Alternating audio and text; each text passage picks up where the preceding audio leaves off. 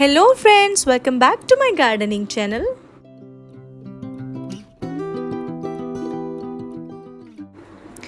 आज सितंबर की 15 तारीख है और आप जानते हैं कि मिड सितंबर में हम सर्दियों में उगाई जाने वाली बहुत सारी सब्जियां तैयार करते हैं। इसकी पनीरी को ट्रांसप्लांट करते हैं, सॉइल में क्या क्या चीज़ें मिलाते हैं। इसके अलावा मैं आज की वीडियो में आप लोगों के साथ शेयर करने वाली हूं, अगर आप अपने घर पर कॉर्न उगाना चाहते हैं तो आपको उसकी क्या क्या केयर करनी चाहिए। 10 इंच के ग्रो बैग्स में कितने ज़बरदस्त किस्म के कॉर्न उगाए हुए हैं मैंने, और कौन सी ऐसी 2 ऑर्गेनिक मैजिकल फर्टिलाइजर्स मैं यूज़ कर रही हूँ, ये भी मैं आप लोगों के साथ शेयर करने वाली हूँ। फ्रेंड्स, गर्मी बहुत ज़्यादा थी, इसलिए मैं पिछले कुछ दिनों में अपने प्लांट्स को तवज्जो नहीं दे पाई, क्योंकि बाहर निकलना ही एक मुश्किल बनी हुई थी। लेकिन देखिए, ये बेचारे इसी तरह से गर्मी में सर्वाइव करने की कोशिश करते हैं, तो इन्हें भी हमारी अटेंशन की थोड़ी ज़रूरत होती है। तभी आज थोड़ी हिम्मत करके गर्मी के बावजूद मैं अपने बालकनी में आई हूँ और यहाँ पर मैं कर रही हूँ थोड़ा सा ट्रिम। ये मेरे कैप्सिकम के प्लांट्स हैं और आप देख सकते हैं कि गर्मी से इनकी हालत बहुत ही ख़राब हुई है। तो आज हम इनको थोड़ा सा ट्रिम करेंगे। इसके अलावा इनकी सॉइल को मैं थोड़ा सा फर्टिलाइज़ करूँगी, ताकि वापस ये अपनी एनर्जी गेन करें और हमें अच्छी अच्छी सी कैप्सिकम दें। तो फ्रेंड्स, मेरे प्लांट्स आप देख सकते हैं यहाँ पर काफ़ी लाइट हो चुके हैं और मैंने इनको अच्छे से हार्ड प्रून तो नहीं किया, लेकिन सेमी हार्ड प्रूनिंग आप कह सकते हैं कर दी है। अच्छा, ये पौधे मेरे जो हैं ये मैंने मार्च में लगाए थे और इसे बहुत ज़्यादा, आपको पता है, कैप्सिकम में हार्वेस्ट करती रही हूँ। अब जितनी सॉइल इनके लिए थी उसमें क्या हुआ है कि ये रूट्स इनकी बाउंड हो चुकी हैं। अब ऊपर से हम गुडाई करेंगे, इसकी सॉइल को नरम करेंगे और उससे काफ़ी हद तक रूट प्रूनिंग भी हो जाएगी। तो जब रूट प्रूनिंग हो जाएगी, हम इसको फर्टिलाइज़ करेंगे, तो इसमें जब नई रूट्स डेवलप होंगी तो साथ ही साथ नई पत्तियाँ डेवलप होंगी और नई पत्तियाँ आने पर इस पर फूल लगेंगे और वापस हमें फ्रेश प्लांट्स की तरह ही कैप्सिकम मिलने लग जाएगी।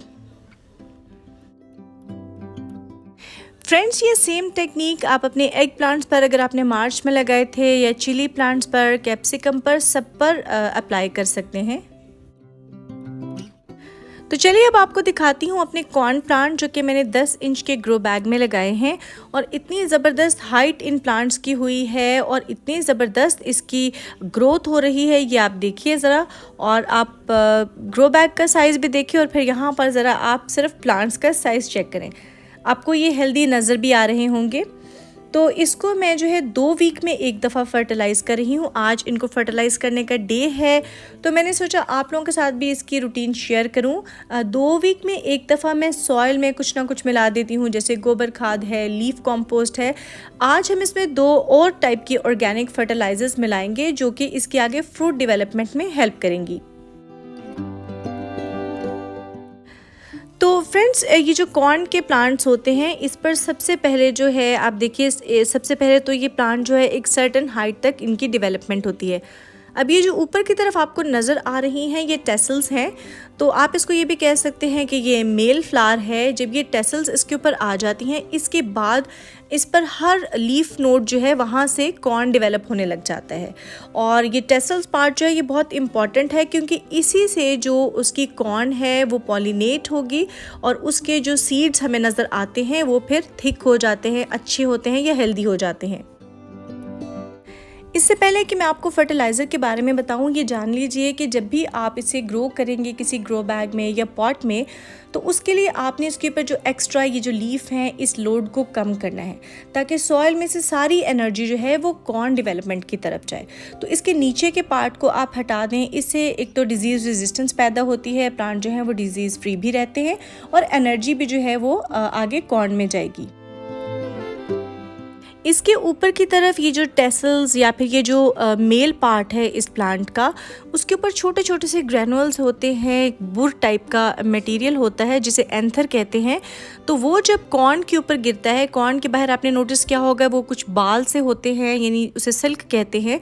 उस सिल्क के ऊपर वो एंथर जब गिरता है तो हर जो कॉर्न का सीड है वो डेवलप होता है। तो इसके लिए अच्छी पॉलिनेशन होना भी ज़रूरी है। ये ज़रूरी है कि आपके लॉन या गार्डन में पॉलिनेटर्स काफ़ी ढेर मिकदार में आते हों। फ्रेंड्स, पॉलिनेशन के बाद अब बारी आती है कि हम क्या न्यूट्रिशंस डालेंगे कि हमारा जो कॉर्न है वो हेल्दी हो और ग्रो बैग्स में भी अच्छे से ग्रो करे। तो पहले नंबर पर मैं यूज़ करने जा रही हूँ सीवीड फर्टिलाइज़र। ये बहुत ही ज़बरदस्त सी ऑर्गेनिक फर्टिलाइज़र है। और दूसरे नंबर पर हम इस्तेमाल करेंगे रॉक फॉस्फेट, जो कि कैल्शियम का सब्स्टिट्यूट है।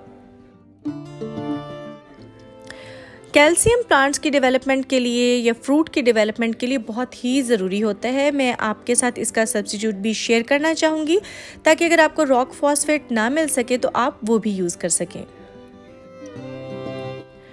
तो सबसे पहले तो मैं आपको बताऊंगी सीवीड फर्टिलाइज़र के बारे में। सीवीड फर्टिलाइज़र जो है वो प्लांट की ओवरऑल हेल्थ को जो है इम्प्रूव करता है।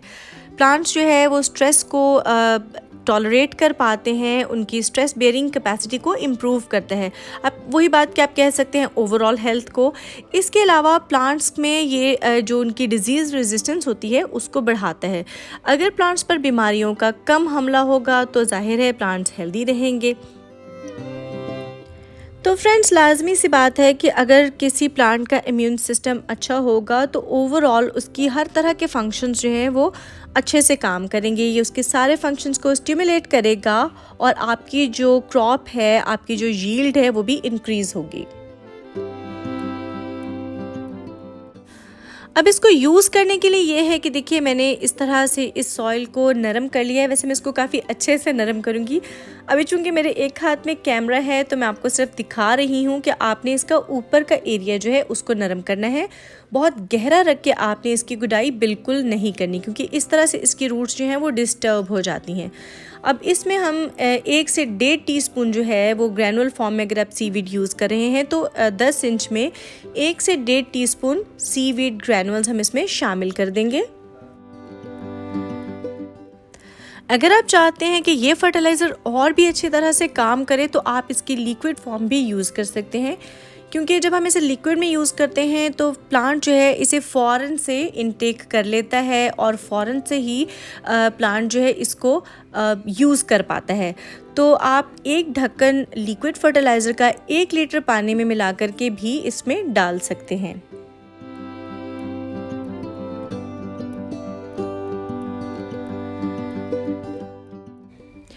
फ्रेंड्स, आपको तो पता है कि गर्मी बहुत ही शदीद पड़ रही है और ज़्यादातर प्लांट्स जो हैं वो इस वक्त स्ट्रेस में हैं। तो ये काफ़ी सेफ़ फर्टिलाइज़र है जो हम यूज़ कर सकते हैं, क्योंकि नॉर्मली तकरीबन तमाम गार्डनर्स जो हैं वो गर्मी में बहुत ज़्यादा फर्टिलाइज़ करने को अवॉइड करते हैं। तो मुझे लगता है कि बहुत ही अच्छा ऑप्शन है। इसमें प्लांट्स जो हैं उनका इम्यून सिस्टम अच्छा होता है, उसमें उन्हें स्ट्रेस नहीं होता, तो कुछ ना कुछ उनको जो है न्यूट्रिशंस भी मिलते रहते हैं। इसलिए मैं अपने तकरीबन सभी पौधों को जो है आज सीवीड फर्टिलाइज़र भी डाल रही हूँ।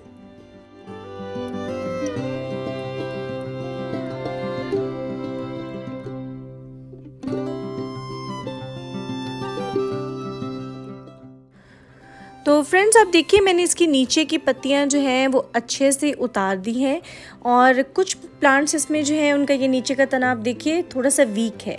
हालांकि ये सभी प्लांट्स एक ही वक्त पर लगाए गए थे। एक ही तरह के ग्रो बैग में लगाने के बावजूद आप देख सकते हैं कि कुछ प्लांट्स जो हैं वो हेल्दी हैं और कुछ प्लांट्स जो हैं वो थोड़े वीक नज़र आ रहे हैं। तो इसका रीज़न ये होता है कि जो साइड प्लांट्स की सन की तरफ को फेस कर रही होती है वो बहुत ही हेल्दी हो जाते हैं और जो प्लांट्स छुपे रह जाते हैं थोड़ा सा बाकी पौधों के पीछे, वो वीक हो जाते हैं। हालांकि पौधे जो है उनको एक ही तरह का न्यूट्रिशन दिया जा रहा होता है, एक ही तरह की सारी कंडीशंस हैं, लेकिन जो सन की रिक्वायरमेंट है वो पूरी नहीं हो रही होती। और सन जो है पौधों की ग्रोथ में एक की एलिमेंट है। अब यहाँ पर दूसरी फर्टिलाइज़र जो इसके साथ ही मैं इस्तेमाल करने जा रही हूँ वो रॉक फॉस्फेट है। और रॉक फॉस्फेट जो है ये फॉस्फोरस की कमी को भी पूरा करेगा। इसमें कैल्शियम बहुत ही अच्छी क्वांटिटी में होता है। इसके अलावा बहुत सारे ट्रेस एलिमेंट्स भी होते हैं। तो ये तो मेरी बहुत ही एक one of the favourite fertiliser आप कह सकते हैं, जो कि मैं अमूमन जब मैं सॉयल प्रिपेयर करती हूँ तो तब मैं इसको मिलाती हूँ।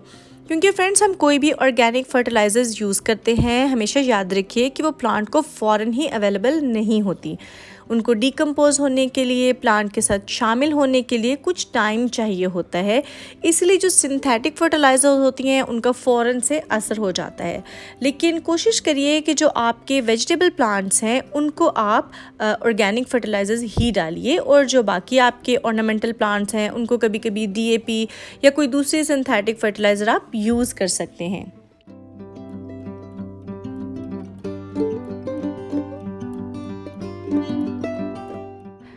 फ्रेंड्स, आपने अक्सर नोटिस किया होगा कि बैंगन के पौधों में या शिमला में या फिर कभी कभी मिर्चों में भी मिर्च का जो नीचे वाला हिस्सा होता है, ये शिमला मिर्च का जो नीचे वाला हिस्सा होता है वो काला पड़ने लगता है, थोड़ा सा गल जाता है। प्लांट के इस प्रॉब्लम को ब्लॉसम एंड रॉट कहते हैं, यानी कि जहाँ पर उसका फूल खिला होता है वहाँ से वो हिस्सा गलने लग जाता है। तो ये कैल्शियम की कमी की वजह से होता है। तो रॉक फॉस्फेट इस कमी को बहुत ही अच्छे से पूरा करता है।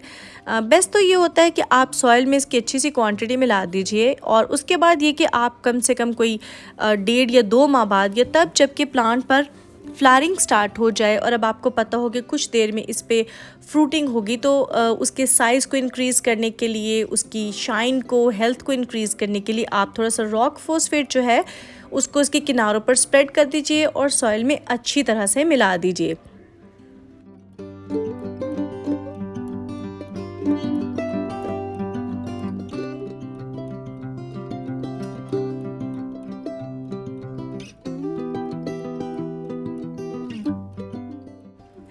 इस फर्टिलाइज़र से फ्लावर ड्रॉपिंग का प्रॉब्लम भी काफ़ी हद तक कंट्रोल हो जाता है, क्योंकि अगर आपका प्लांट बहुत हेल्दी है, उस पर बहुत सारी फ्लावरिंग तो हो गई, लेकिन उसमें इतनी एनर्जी नहीं है कि सारे जो फ्लावर्स हैं वो फ्रूट में कन्वर्ट हों, तो आहिस्ता आहिस्ता जो फ्लावर्स हैं, जो वीक फ्लावर्स होंगे, वो फिर झड़ के गिर जाते हैं। तो इसके लिए ज़रूरी है कि आप उनको कुछ ना कुछ न्यूट्रिशंस जो है वो गमलों में या पॉट्स में या जो भी आपके पास ग्रो बैग्स है उसमें डालते रहें। और रॉक फॉस्फेट क्या करेगा कि उन फ्लावर्स को अच्छे से डेवलप होने में, यानी फ्रूटिंग में हेल्प करेगा। और सबसे बड़ी बात यह है कि जो उनकी स्किन होती है वो बहुत ही शाइनी हो जाती है कैल्शियम की कमी ना होने पर। तो फ्रेंड्स, ये पनीरियाँ मैंने तकरीबन 1.5 हफ्ता पहले जो है यहाँ पर ट्रांसप्लांट की थी। जब भी आप कोई नया पौधा लगाते हैं तो फ़ौरन से उसको फर्टिलाइज़ ना करें, क्योंकि प्लांट ऑलरेडी शॉक में होता है। तो अब पनीरियाँ जो है वो काफ़ी सेटल हो गई थी, इसलिए मैंने इसमें आप देख सकते हैं ये रॉक फॉस्फेट ऐड की है। तो अब मैं आपको बताऊँगी इसका सब्स्टिट्यूट। तो आप रॉक फॉस्फेट के सब्स्टिट्यूट के तौर पर चॉक यूज़ कर सकते हैं, जो आपको स्टेशनरी पर आसानी से मिल जाएगा। इसके अलावा आप चूना भी, बुझा हुआ चूना जो होता है, वो भी थोड़ी सी क्वांटिटी में इस्तेमाल कर सकते हैं। और तीसरा इसका सब्स्टिट्यूट है झाज, यानी कि लस्सी। उसको भी पानी में डाइल्यूट करके आप प्लांट में इस्तेमाल कर सकते हैं।